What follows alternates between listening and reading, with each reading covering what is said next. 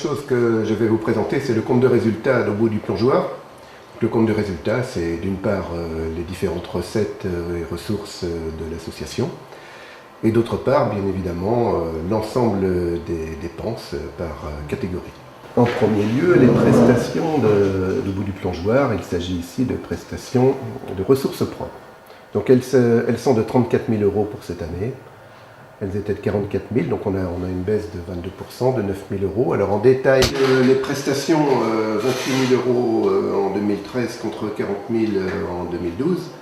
Donc 2012 était une année tout à fait exceptionnelle avec les projets Vivacité aux Libertés et puis le premier dimanche au Champ Libre. Donc, par ailleurs, on a d'autres petites recettes de mise à disposition d'espace, 4 000 € contre 3 300. Et puis les recettes du bar, très modestes, 1 200 € contre 600 €. Et puis des contributions parcours pour 200 €. Mais pas une baisse par rapport aux autres années, parce qu'on est quand même sur une année assez importante en termes de prestations, puisqu'en 2009, nous n'étions qu'à 6 000 €, 18 000 en 2010 et 22 000 € en 2011.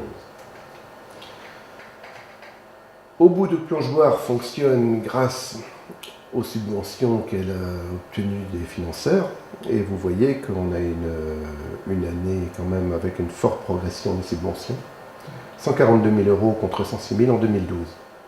Donc dans le détail, vous voyez qu'il y a plusieurs contributeurs, le département pour 20 000 €, la région pour 35 000, la DRAC pour 9 000 €, Rennes Métropole et la ville de Rennes pour 57 200 €, Torigné-Fouillard pour 3 500 € et la ville de Nantes pour 18 000 €. Donc vous voyez que la ville de Nantes, c'est la principale nouveauté au niveau des subventionneurs de bout du plongeoir. On reparlera tout à l'heure de cette subvention parce qu'elle a été reçue en 2013 mais dépensée en 2014. Donc on va la retrouver, on va pas la retrouver dépensée cette année, mais on va la retrouver en provision pour fonds dédiés parce qu'effectivement les dépenses sont sur 2014. Alors vous voyez sur une perspective à 5 ans que les subventions sont les plus élevées au niveau de l'année 2013 par rapport à ce qu'elles étaient antérieurement, où on naviguait entre 77 000 et 106 000 € de budget global de subventions. Les charges externes, elles, sont en très légère progression, mais on peut parler d'une très bonne maîtrise des charges puisqu'on a 1,3% de progression. Donc là, on est sur un niveau, on va dire, très proche de l'inflation, même si dans une activité comme la vôtre, ce n'est pas forcément significatif tout dépend des projets. Vous avez là moins de fournitures, 6 000 € contre 9 000 €. Vous avez moins d'honoraires et intermédiaires, où là on regroupe un certain nombre d'opérations, notamment artistiques. Et vous avez vu aussi qu'on avait eu moins de recettes de prestations, donc ça suit forcément un petit peu. Les dépenses de communication par contre plus importantes, puisqu'on est à 8 800 € contre 2 700 €. Des frais de déplacement stables, 6 000 €, et puis des frais de télécommunication et frais postaux également stables, à 2 700 €. Donc sur 5 ans, vous voyez qu'on est sur une stabilisation après une progression qui a suivi effectivement la progression de l'activité. Les frais de personnel sont en progression de 6,7%, 5 600 € et représentent 90 000 €. Donc vous voyez également qu'on a une progression chaque année avec la progression de l'activité et des ressources de l'association, on a un petit peu plus de dépenses de frais de personnel également. Les engagements réalisés, donc je reviens sur des dépenses qui ont été reportées sur 2014, mais qui sont de 24 000 €. En 2012, on avait beaucoup moins d'opérations décalées, puisqu'on n'avait que 1 600 € de subventions 2012 qui ont été dépensées en 2013. Donc, comme je vous le disais tout à l'heure, le plus gros poste dans ces 24 400 €, c'est la subvention de la ville de Nantes, qui a été allouée pour soutenir et accompagner l'accueil d'équipes artistiques en création, dans le cadre d'une coopération Nantes-Rennes avec les fabriques, les laboratoires artistiques de Nantes, autour d'un programme commun de résidence artistique et culturelle. Donc on a aussi une subvention de Rennes Métropole qui a été décalée, et puis la ville de Rennes. Je ne rentre pas dans le détail, ce sont des opérations relativement techniques sur le plan comptable. Ce qui est plus intéressant, c'est d'avoir une vision globale de l'activité. 180 000 euros de produits de fonctionnement globaux contre 151 000, donc une progression de 18%. On n'avait pas parlé des amortissements, donc 2300 euros contre 2000 euros. Ça, les amortissements, c'est le matériel qu'utilise au bout du plongeoir et qui génère une charge d'amortissement tous les ans.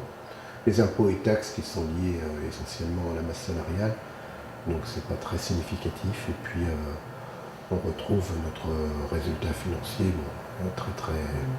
très modeste, puisque très proche de zéro, de même que le résultat exceptionnel. Donc en fait, en finale, après ce film que représente le compte de résultat sur le plan financier, on va regarder un petit peu le bilan. Donc le bilan, c'est pas un film, là c'est une photo, on est au 31 décembre et puis on regarde la situation à un instant T donné. C'est-à-dire à l'actif le patrimoine, ce qui nous appartient, et puis au passif, il y a deux choses essentiellement dans le passif. Vous avez les dettes en bas, et puis que vous voyez ici en vert, et puis un petit peu en bleu. Et puis en haut, vous avez les fonds associatifs, et puis entre les deux, les provisions, c'est-à-dire que ça vous appartient, mais il va falloir les dépenser quand même, c'est pas réellement des réserves définitives.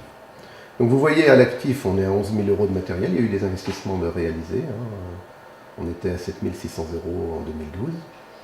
Vous aviez beaucoup plus d'argent à recevoir au 31 décembre 2013 que vous en aviez au 31 décembre 2012.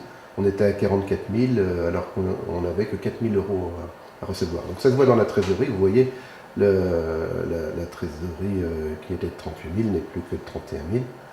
Bon, c'est la logique des choses, mais la trésorerie c'est quelque chose de très fluctuant. C'est pour ça qu'on est bien sur une photo, mais la photo elle bouge tout le temps. Alors le fonds associatif par contre c'est plus stable, puisque le fonds associatif il est alimenté par les excédents ou diminués des déficits éventuels. Donc au fil des années, vous avez réalisé 28 000 euros d'excédent. Il faut bien. En association, on n'est pas là pour réaliser des excédents, mais si on est toujours à zéro, on repart à zéro en début d'année, c'est pratiquement impossible de fonctionner. Donc il faut faire des efforts, mettre un petit peu de côté, et puis avoir un petit peu de réserve pour fonctionner. En l'occurrence, vos réserves sont relativement modestes, puisque avec des réserves de l'ordre de 30 000 euros pour 180 000 euros de fonctionnement global, on est sur un ratio qui est, on va dire, on n'est pas une association fragile financièrement, on est quand même sur des chiffres assez minima en termes de fonds.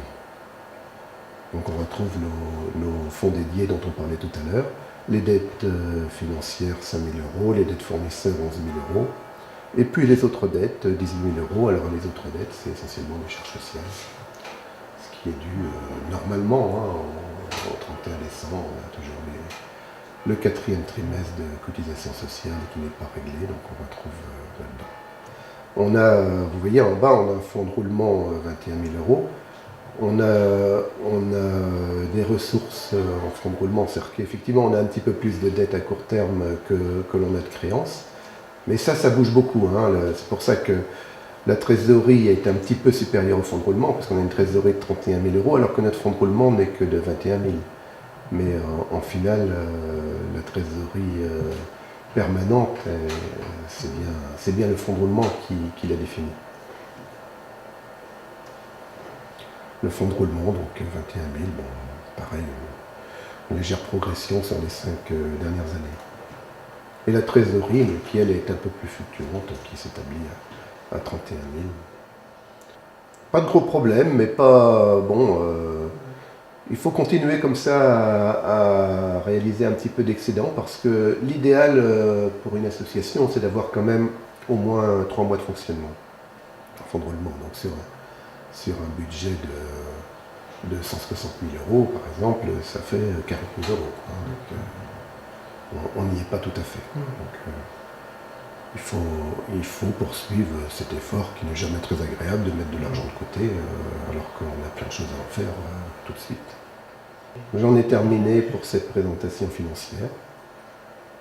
Je serai à votre disposition en direct pour des questions plus précises.